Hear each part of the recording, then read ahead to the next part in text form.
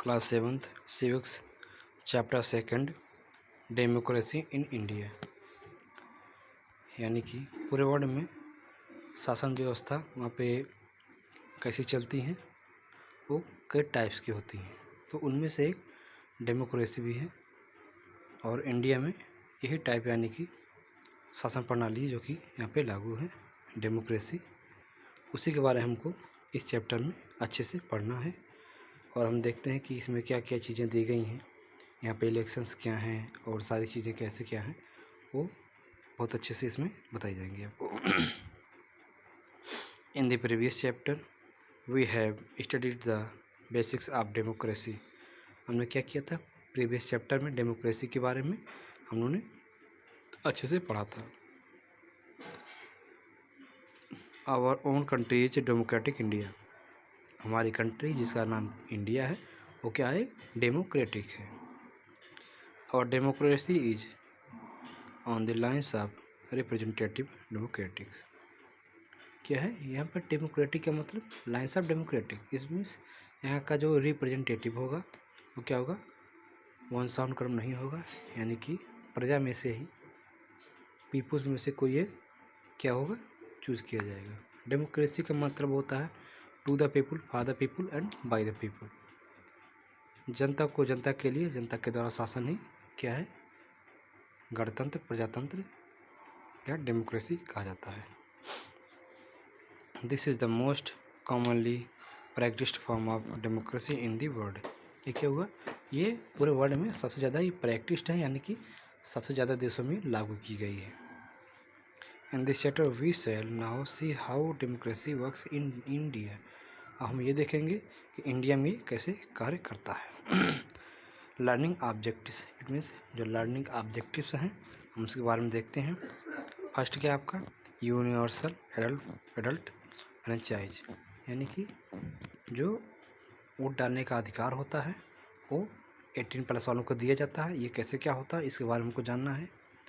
The elections, election के बारे में जानना है। General elections, election commission, secret ballot, majority, candidate, political parties, functions of political parties, और नेक्स्ट है कोलिजन गवर्नमेंट। इसके बारे में हम अच्छे से पढ़ेंगे। तो क्या है, द गेनिंग ऑफ इंडिपेंडेंस सा a new era in the history of India. यानी कि इंडिपेंडेंस जब इंडिया में आया तो एक नए एरा, नए युग की शुरुआत हुई इंडिया में। From being a colony of the British Empire, India emerged as a republic and choose to have a democratic form of government।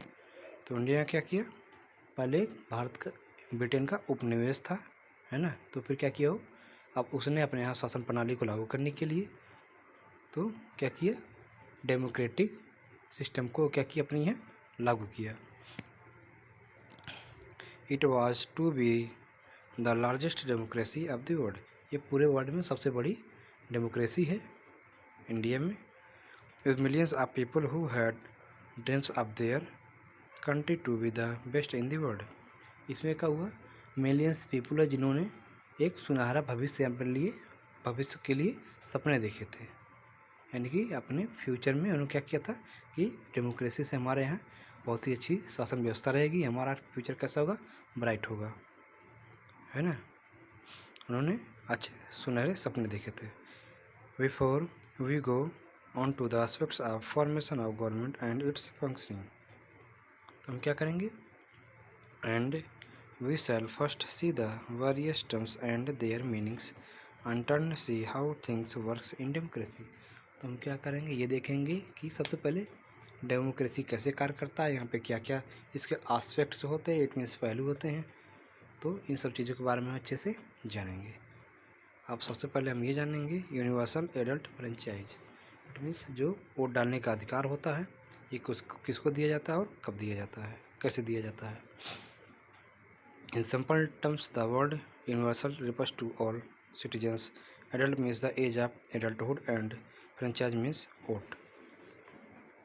तो हम सिंपल शब्दों में ये जानेंगे कि फ्रेंचाइज मीन्स क्या होता है, मताधिकार, यानी कि मत देने का अधिकार, वोट देने का अधिकार। तो ये किनको प्राप्त है, इनके बारे में आगे बात की जा रही है, वही सारी चीज़ें बताई जा रही है कि ये universal adult franchise, it means हम जब एडल्ट हो जाएंगे यानी कि लगभग 18+ हो जाएंगे तो क्या होगा, हमको ये अधिकार दिया जाएगा। Thus, it means that all adults of the country have the right to vote and elect their representatives in the government। तो क्या होगा, जब 18+ हो जाएंगे तो अपने रिप्रेजेंटेटिव को यानी कि अपने कैंडिडेट को क्या करेंगे, वो वोट दे सकते हैं। In India, all citizens who have attained the age of 18 years are eligible to vote। India में जो भी 18+ है यानी कि उनकी उम्र 18 से यानी कि 18 से ऊपर है, वो क्या कर सकते हैं, इलेक्शन में यानी कि वोट दे सकते हैं।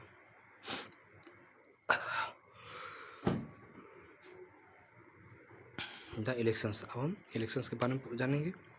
The procedure to organise voting by the public for the formation of government is called election. Government के द्वारा जनता को वोट देने के लिए, अपना लीडर चुनने के लिए जो ऑर्गेनाइजेशन जो है सारी प्रक्रिया कराई जाती है, उसे हम इलेक्शन कहते हैं। The elections would be any one of the followings, यानी कि इलेक्शन इन सारी चीज़ों में से इस हिसाब से सारी हो सकती हैं। फर्स्ट है general election. These are elections held for electing the leaders who would represent the people in the parliament, Lok Sabha. तो जो जब जनता के द्वारा जो रिप्रेजेंटेटिव जो चुना जाएगा, सेलेक्ट किया जाएगा, चूज़ किया जाएगा, वो लोकसभा में जाएगा, है ना, और फिर वहाँ पे क्या करेगा, अपनी सारी जनता का, अपनी पार्टी का प्रतिनिधित्व करेगा, रिप्रेजेंट करेगा। Since the held all over the country at once they get the known as general election. ये सारी जो इलेक्शंस होते हैं इनको हम जनरल इलेक्शन के नाम से जानते हैं। That are usually held after every 5 years. ये हर 5 वर्ष के बाद ऑर्गेनाइज की जाती हैं यानी कि कराई जाती हैं। दीज और other elections such as assembly elections state level,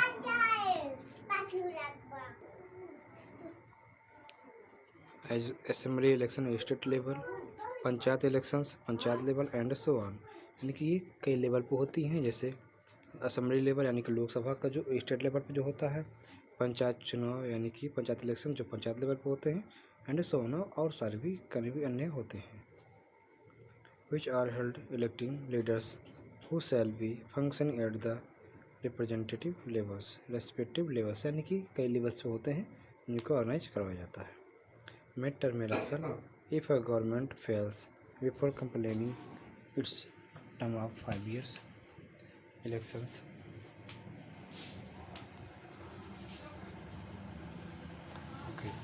यदि कोई गवर्नमेंट जो 5 ईयर्स का जो है आपका पीरियड होता है उसको पूरा करने के पहले ही मान लीजिए फेल हो जाता है, अपने आप गवर्नमेंट को चला नहीं पाता है, तो क्या होता है, to select a fresh government, तो क्या होता है, उसके लिए जो है दोबारा चुनाव करवा के और नए गवर्नमेंट की स्थापना की जाती है। Such elections which are held before the completion of the full term of government are called term mid term elections. ये सारे इलेक्शंस जो होते हैं जो समय के पहले ही 5 ईयर के पहले ही दोबारा करवाने पड़ते हैं, मिड टर्म इलेक्शंस कहे जाते हैं। नेक्स्ट है by elections. The elections which may be held for a specific or limited seats for a specific region are known as by elections. यानी कि ऐसे इलेक्शन जो क्या होते हैं स्पेसिफिक और लिमिटेड सीट के लिए किए जाते हैं और स्पेसिफिक रीजन के लिए किए जाते हैं, इनको हम बाई इलेक्शन कहते हैं। They could be held if some particular seats falls vacants due to resignation और death of an elect member. यानी कि अगर कोई जो मेंबर है वो क्या करता है, रिजाइन देता है और क्या करता है, या तो उसकी डेथ हो जाती है, तो स्पेसिफिक सीट के लिए जो चुनाव होता है, इलेक्शन होता है, उसे हम बाई इलेक्शन कहते हैं। The by election is different from a mid term election to the extent that the mid-term elections is for all seats of the levels of government for which the elections are held while a by election is for a specific seat। Means क्या हुआ, जो by election होता है यानी कि specific seat के लिए होता है, जबकि जो मिड टर्म इलेक्शन होता है वो क्या होता है, पूरी सीट के लिए होता है। इलेक्शन कमीशन क्या होता है इसके बारे में जानेंगे। Elections are organised by the election commission which is statutory body. क्या होता है, जो हमारे देश में इलेक्शन को ऑर्गेनाइज करवाता है। This means that the function of the election commission can not be interfered with the government in the power. यानी कि चुनाव आयोग जो है वो जो वर्तमान में गवर्नमेंट है उसके पावर, उसको जो है पावर देके फोर्स देके कोई काम नहीं करवा सकता है। Okay, the functioning of election commission in the conduct of election is given below. यानी कि ये सारी चीज़ें इलेक्शन यानी कि इलेक्शन कमीशन की क्या क्या बातें होती हैं और ही वर्क, ये सारी चीज़ें आगे दी गई हैं। The election commission is responsible to announce the schedule of election. यानी कि इलेक्शन कमीशन को इलेक्शन का शेड्यूल जारी करने के लिए, अनाउंस करने के लिए उसको अधिकार करने का अधिकार दिया गया है। It gives out the schedule for filling nomination paper by the candidates and is responsible to secure their application form for correctness. यानी कि ये नॉमिनेशन फॉर्म को फिल करवाता है और इसमें जो करेक्शन होते हैं उन सबको सही कराने के लिए, सुधार करने के लिए उन सबको समझ दिया जाता है। ये सबका जिम्मेदार इलेक्शन कमीशन होता है। Okay, the commission spaces out a date for withdrawal और कैंडिडेट आल्सो। देखिए जो कैंडिडेट जो पूरी मानक पे सही नहीं फिरते हैं, यानी कि जो उसमें योग्यताएं होती हैं, एबिलिटीज उसको पूरा नहीं करते हैं, तो क्या करता है, उनको इलेक्शन कमीशन बाहर का रास्ता दिखा देता है कि आप नहीं लड़ सकते election. People who wish to contest the elections file their nomination and deposit a security amount which is formation of if they fail to secure 1/6 of the total members of vote polled। Means क्या हुआ, election commission क्या करता है, जो भी candidates होते हैं उनसे सिक्योरिटी मनी के रूप में कुछ मनी क्या करता है, अपने यहाँ सिक्योरिटी के रूप में जमा करवाता है। अगर वो कैंडिडेट पूरे वोटिंग का जो भी 1/6 नहीं पाता है, उससे कम पाता है, तो क्या करता है, चुनाव आयोग उस पैसे को वापस नहीं करता, अपने पास रख लेता है। नेक्स्ट है, election symbols are allotted to candidates depending on their political affiliation or independent status. यानी कि ये जो पॉलिटिकल पार्टीज होती हैं उनको क्या करते हैं, सिंबल्स यानी कि चिन्ह देने का काम करते हैं, symbols.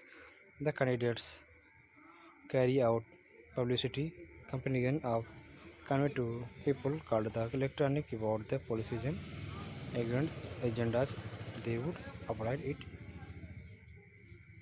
Elected.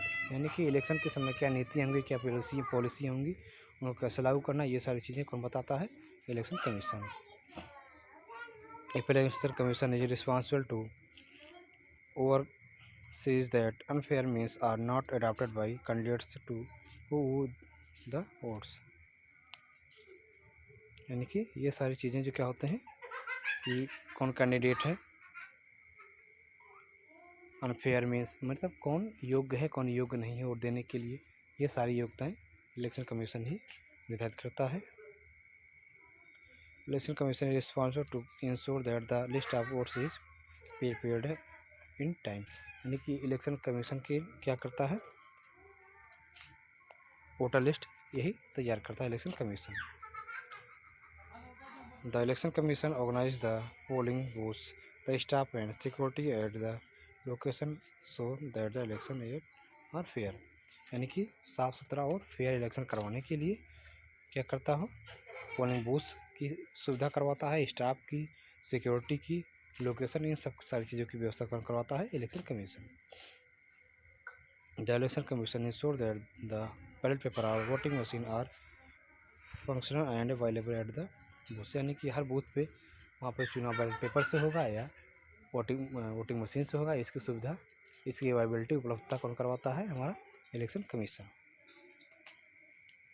The election commission is responsible to okay the election commission moves at ballot box at the voting machine to a suitable place or counting centres, यानी कि जो वोटिंग मशीन होंगे या बैलेट पेपर होंगे, इन सबको एक स्थान से पोलिंग बूथ से फिर उस स्थान पे ले आने के लिए इसकी व्यवस्था कौन करता है? हमारा election commission. The votes are counted in the presence of the representative of candidates or political parties. क्या होता है, जब वोट की काउंटिंग होती है तो जो होते हैं रिप्रेजेंटेटिव्स होते हैं, उनकी पार्टी का कोई मेंबर होता है, तो क्या होता है, उनके सामने वोटों की काउंटिंग होती है। Results are declared after many rounds of checking the accuracy of count, यानी कि कई सारे राउंड्स होते हैं चेकिंग के, उन सब के बाद क्या होता है, वहाँ का परिणाम जो होता है डिक्लेयर किया जाता है, result. The successfully elected candidates is now elected representative of the people and eligible to join the government. He may be MLA or MP as the same case may be। तो क्या होता है, जो elected persons होते हैं, जो लड़ते हैं और जीतते हैं, तो क्या होते हैं, वो MLA या MP के रूप में क्या होते हैं, चुने जाते हैं। सेक्रेट बैलेट मीन्स क्या हुआ, जो आपको बैलेट पेपर दिए जाते हैं जिसका मुहर लगानी होती है वो सेक्रेट होता है, यानी कि उसको कोई देख नहीं सकता है। तो क्या है, next, the people have the power to keep it secret, यानी कि हर पीपल को ये स्वतंत्रता दी गई है, आप इसे क्या कर सकते हैं, सिक्योर रख सकते हैं, यानी कि इट मीन्स से सेक्रेट रख सकते हैं, सो आप किसी को बताते नहीं हैं, ये आपका अधिकार है। The place where vote is to be cast is scheduled and no more is allotted in that place to see whom a citizen voted for। voting machine do not ask for any details, यानी कि आप उसे गुप्त रख सकते हैं। और क्या करते हैं, आप जब वोटिंग मशीन में वोट करने जाते हैं तो वोटिंग मशीन आपसे क्या करता है, कोई भी डिटेल नहीं पूछता है, उसमें क्या just button in the mention party symbols of each okay can not, means क्या हुआ, वो आपसे कोई भी डिटेल नहीं मांगता है, बस आप जाएंगे और क्या करेंगे, ओके जाएंगे और क्या करेंगे, वो बटन उसके सामने सिंबल के सामने दबाएंगे और आपका वोट पड़ जाएगा। Okay, majority party forms and runs the government and takes big policy decisions.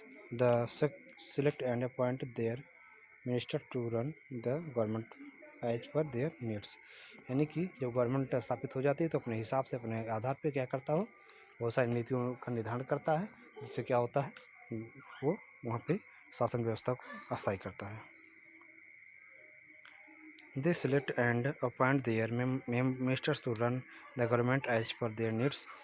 They play a decisive role in making laws for country, यानी कि अपने मंत्रियों को, अपने मिनिस्टर्स को बहुत सारे विभाग दिए जाते हैं, डिपार्टमेंट के, आप हिसाब से काम करिए और वहाँ की जो ज़रूरत है उनका निदान करिए, उनकी समस्याओं का समाधान करिए। इस तरह से ये क्या करते हैं, एक अच्छा रोल प्ले करते हैं।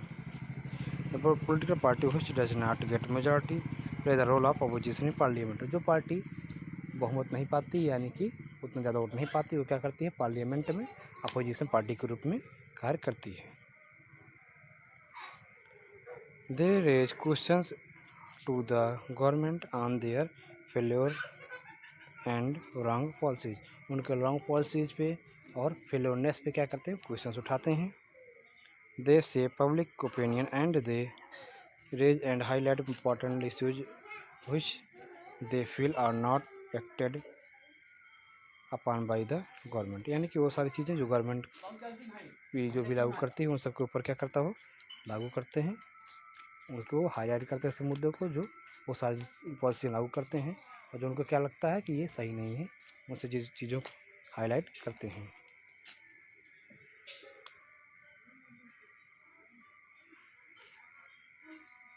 ओके, कोलिशन गवर्नमेंट, अब जानेंगे हम कोलिशन गवर्नमेंट क्या है। A political party getting the majority of votes form of government, यानी कि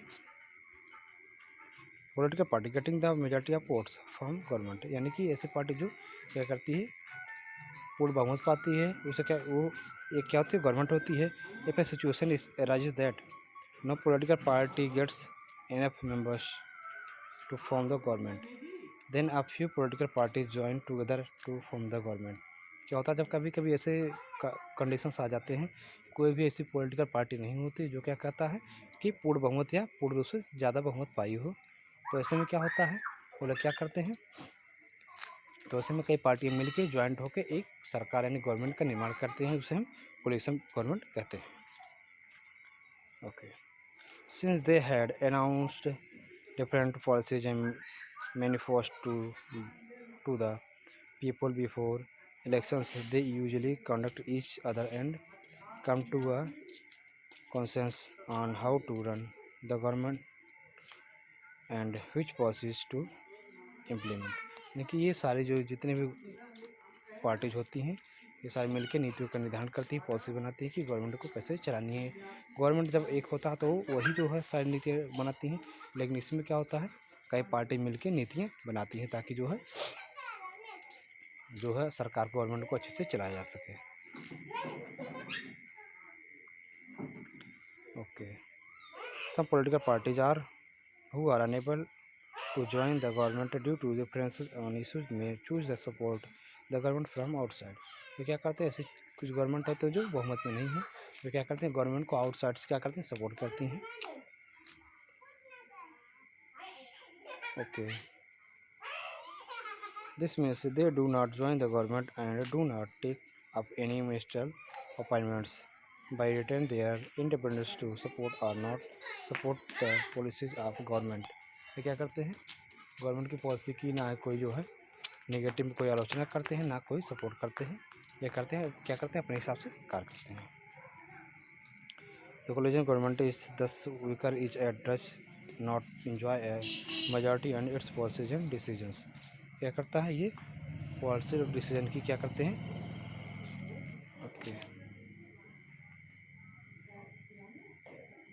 ओके, नेक्स्ट क्या है, policies vary that is majority in the coalition party majority elects that their leader who at the state level is called chief minister and at the central level is called prime minister. यानी कि जब कोई ऐसा state level पे जब कभी election होता है तो उसका जो रिप्रेजेंटेटिव होता है तो क्या होता है, सीएम होता है, जबकि सेंट्रल लेवल पर जब रिप्रेजेंटेटिव होता है तो इलेक्शन जीतने के बाद क्या होता है, पीएम यानी कि प्राइम मिनिस्टर। ओके, नेक्स्ट क्या है, state wise members of parliament constituencies. Okay, Andhra Pradesh 25 यहाँ पे सीट्स दी गई हैं राज्यसभा की, यानी कि कॉन्स्टिट्यूएंसीज। ओके, आंध्र प्रदेश 25 में है यहाँ पे सीटें, और उत्तर प्रदेश में 2 है, असम में 14 है, बिहार में 40 है, गोवा में 2 है, गुजरात में 26 है, हरियाणा में 10 है, हिमाचल प्रदेश में 4 है, जम्मू एंड कश्मीर 6 है, कर्नाटक में 28 है, केरला में 20 है, मध्य प्रदेश में 29 है, महाराष्ट्र में 40 है।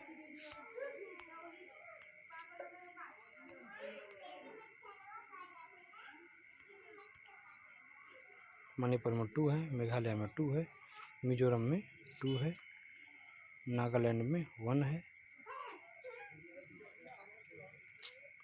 ओके, मिजोरम में 1 है, नागालैंड में 1 है, उड़ीसा में 21 है, पंजाब में 13 है, राजस्थान में 25 है, सिक्किम में 1 है, तमिलनाडु में 39 है, तेलंगाना में 17 है, त्रिपुरा में 2 है, उत्तर प्रदेश में 80 है, वेस्ट बंगाल में 42 है, एंड छत्तीसगढ़ में 11 है, झारखंड में 14 है, उत्तराखंड में 5 है, अंडमान निकोबार आइसलैंड में 1 है, और चंडीगढ़ में 1 है, दादरा नगर हवेली दमन दीव में यहाँ तो 1 हैं, Andaman national capital territory NCT of Delhi 7 है, लक्षद्वीप में 1 है, पौंडीचेरी में 1 है। तो टोटल ये सारी चीज़ सीटों की संख्या बताई गई। अब कुछ इसमें कीवर्ड्स हैं जो आपको बताए जा रहे हैं।